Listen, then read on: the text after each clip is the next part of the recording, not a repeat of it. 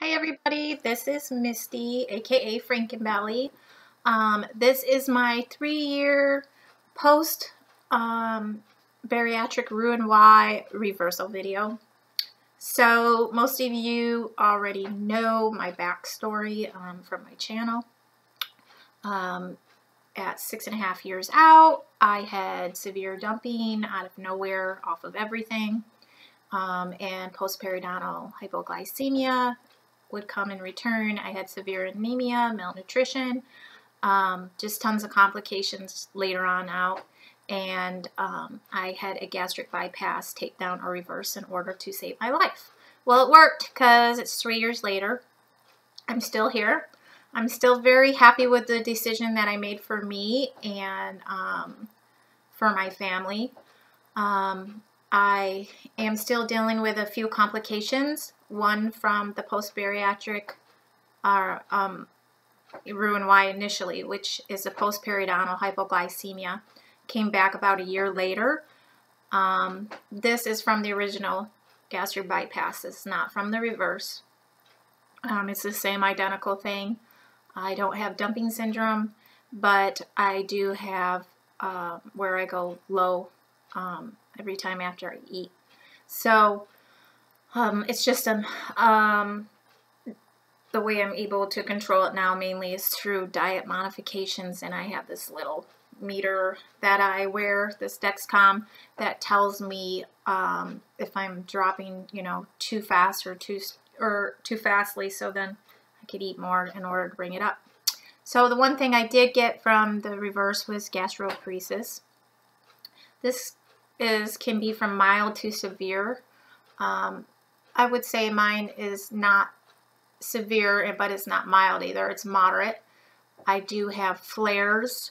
The flares are hard. They can last a while. But it definitely can make things more difficult when you're dealing with the post-periodontal hypoglycemia as well. I find that the symptoms, they kind of play off one another, so it can make it a little bit more difficult. So I think I'm very happy today and very blessed on the decision I made. I am still going to Stanford, still seeing motility endocrinologists there.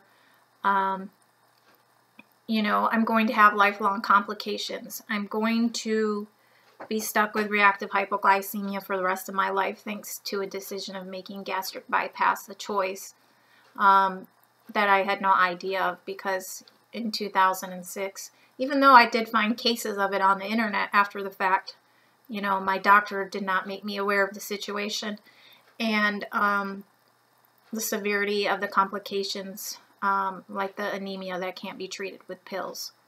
So, there is a lot of things that bariatrics don't tell you. And then a lot of times when we see people having severe complications, they try to blame it on something else, or they try to make you feel like it's your fault, like you're doing something wrong when I followed all the rules. Or, they try to pass it off, until things get real bad, and then you really can't. I'm not saying that's all doctors. That just seems to be the trend that I've seen, and I have seen probably two handfuls of doctors in the last 5 years. So, yeah, just kind of bouncing around. This last year has been hard. I got put back on driving restriction as far as I can drive local. I can't drive far. My husband had to come back early from his deployment to help. My job was a child care provider in my home, which I can no longer do because I can't keep my sugars level. Can't really be overly active. I mean, just cleaning house is going to put me, low. I have to keep eating. So, I'm still quite angry about the initial Roux-en-Y, and it does cause me to have some very bad emotional days. But, very overall happy with my choice for the reverse, because obviously, I'm sitting here. So I just keep trying to fix things that I am learning that I have to accept that cannot be fixed. Gastroparesis does not have you know, there's medicines few and far. They don't have a lot of good options. Same with reactive hypoglycemia. They don't have a lot of good options. I have exhausted all the medications for that.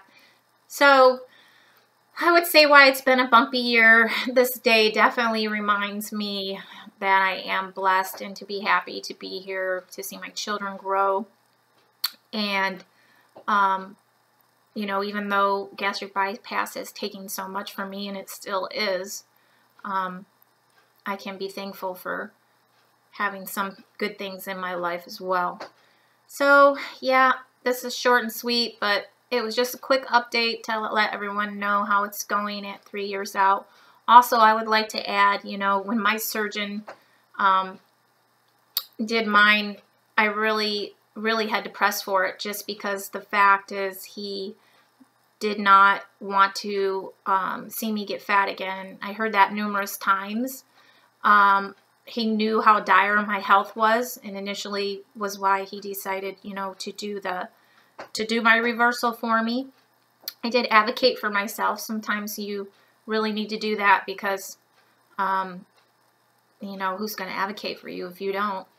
And, you know, I think people get afraid to have reverses because the doctors tell them, oh, you're going to gain all your weight back. I'm not saying that people don't gain their weight back, but I'm at a healthy 128 pounds, and I'm trying to hold there. Now, yes, the gastroparesis, some people, you know, I have lost weight over the last 2 years since I've got the gastroparesis. I'm normally about a healthy 145.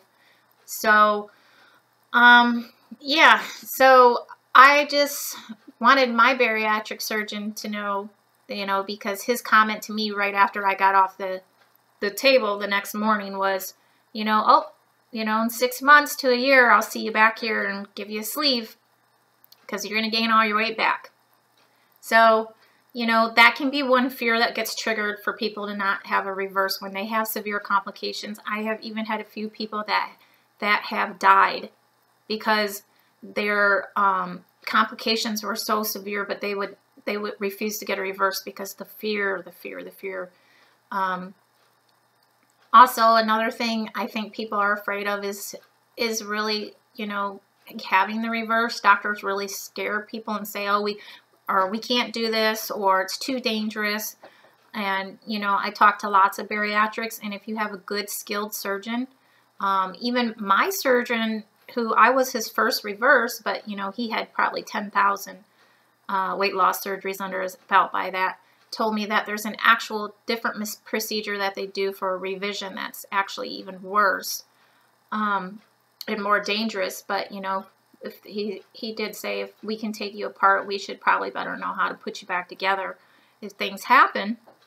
So as long as you have a good surgeon, somebody you feel comfortable with, somebody that has lots of experience, don't be afraid of the, you know, the surgery being any more dangerous than the first one. Of course, anytime you have surgery, it can be dangerous. Things can happen. We all know that. I mean, I've had like 9 surgeries now, so kind of been down the road of knowing that complications can happen. But those are a couple things that I wanted to bring up because I think some of that is, you know, just doctors' way of scaring patients out of taking care of their health. And, you know, if you need it, you need it. So that's it. See y'all later.